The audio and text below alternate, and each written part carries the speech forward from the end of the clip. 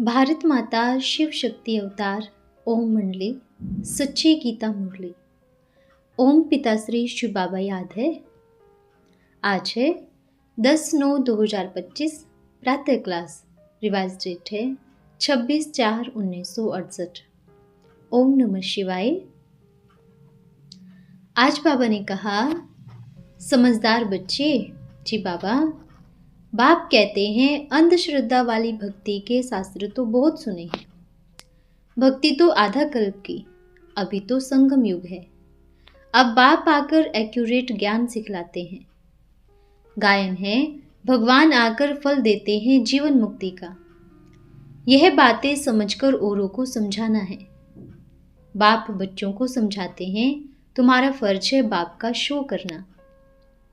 मनुष्यों को समझाना है कि यह पुरुषोत्तम संगम युग है। बेहद का बाप बेहद का वर्षा देने आए हैं। ओम नमः शिवाय। बाबा ने कहा, बच्चों टाइम बहुत थोड़ा है, ऐसे नहीं समझना चाहिए, बहुत समय रहना है। तैयारी हो रही है, तुम बच्चों के लिए ठहरे हुए हैं। बच्चों की परिपक्व अवस्था हो जाए तो लड़ाई लगी कि लगी। बाबा ने समझाया है, दिन प्रतिदिन टाइम बीतता जाता है। आज फलाना दिन, फलाना मास, फलाना स्वतः, कल दूसरा। तुम कहेंगे अभी स्वतः होगा 4900, बाकी कितना है? तो इस समय पवित्र रहना अच्छा है। टाइम थोड़ा होता ही जाता है।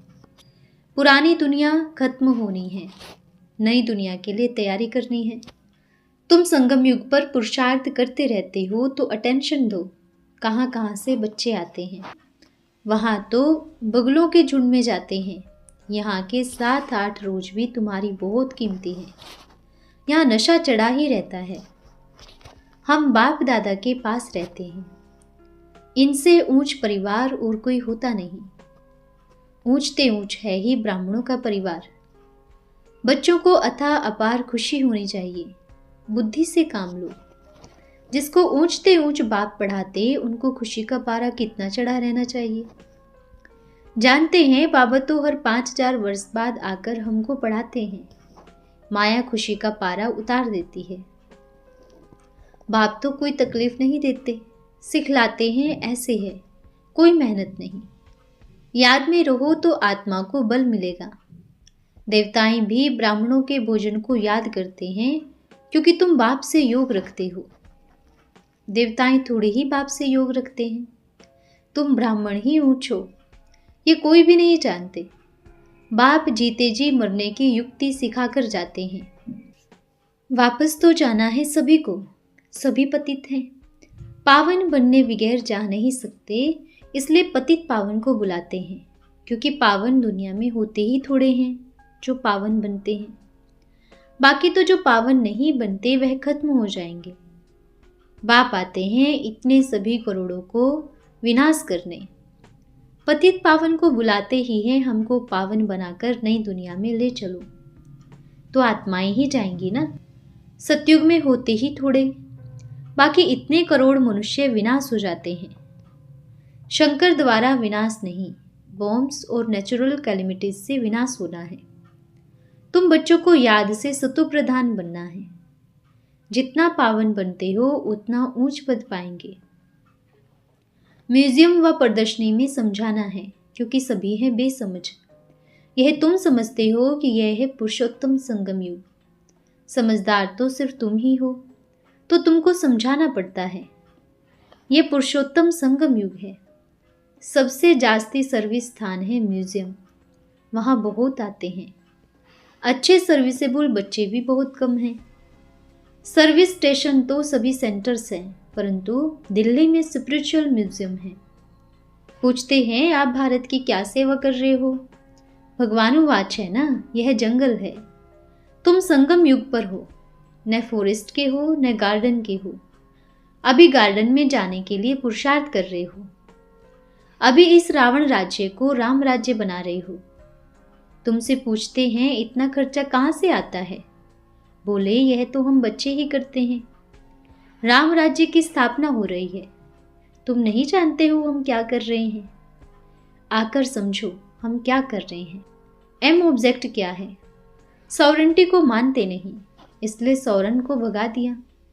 तभी तो तुम तमोप्रधान गंदे बन गए हो। ड्रामा अनुसार उनों का भी दोष नहीं। ड्रामा में जो कुछ होता है वह हम पार्ट बजाते हैं।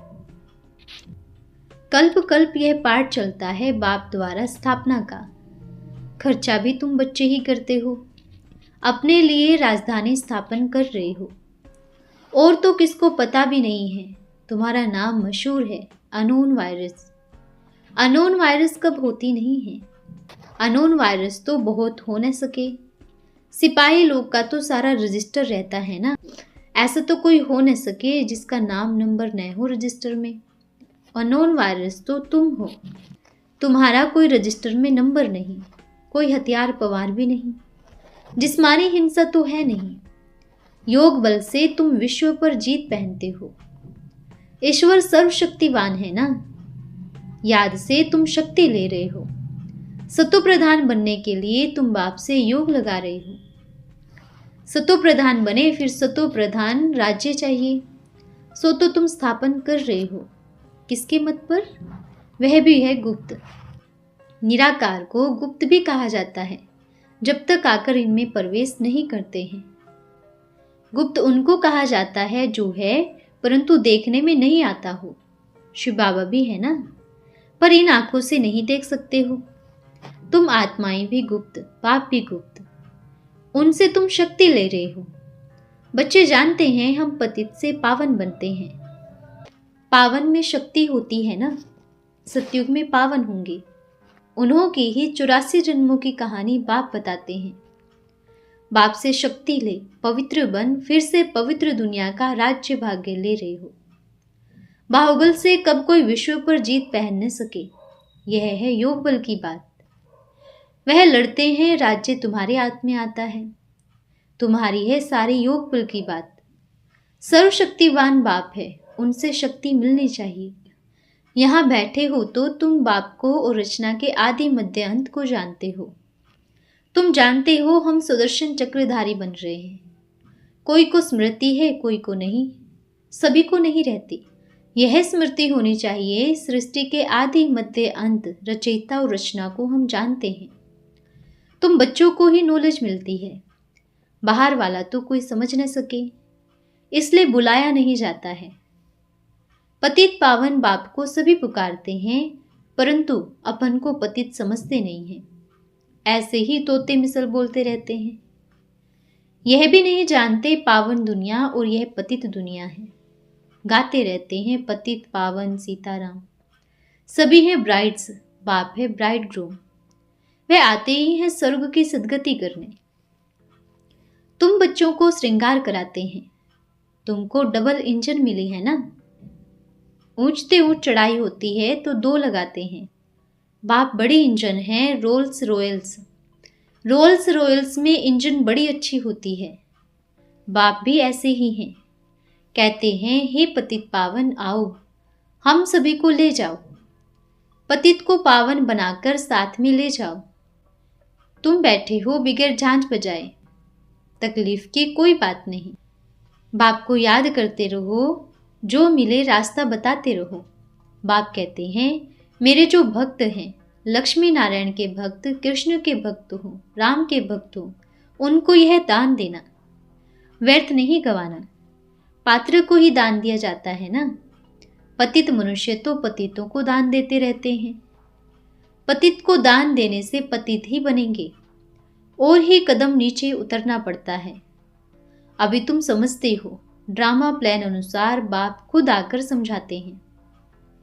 राम और रावण, वह डुबोते हैं, वह चढ़ाते हैं, वह विकार में जाकर गिरते ही जाते हैं। रावण सभी को डुबोते हैं। बाप है सर्वशक्तिवान, उनसे तुम शक्ति लेकर सभी को उत्तम बनाते हो। रावण कब आते हैं?